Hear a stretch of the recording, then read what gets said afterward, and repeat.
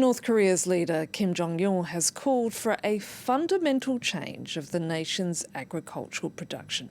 His speech comes amid fears of chronic food shortages. The already isolated regime sealed its country's borders almost entirely from both aid and trade since the beginning of the pandemic. Our Asia correspondent Yena Lee reports.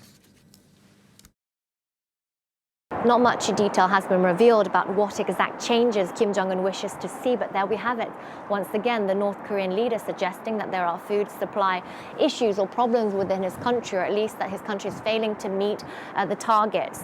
It's extremely difficult to ascertain what exactly is happening on the ground, especially since the pandemic. There are almost no diplomats or aid workers left. What we do know is that there has been a combination of factors that took place in 2022 that has left outside observers extremely worried. First of all, there was a lot of bad weather. The World Food Programme has sounded the alarm about droughts and flooding, and even North Korean state media mentioned the second worst drought on record.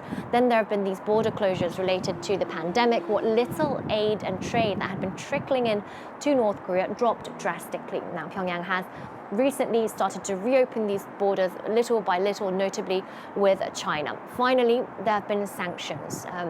Pyongyang is no stranger to sanctions, but in recent months and indeed the past year, the regime has increased drastically the number of missile tests, and this has really opened the door to even more punitive measures. The United Nations warns that North Korea's most vulnerable populations could face starvation, and the US-based think tank 38 North says that the food security situation is the worst the country has seen since the famines of the 1990s.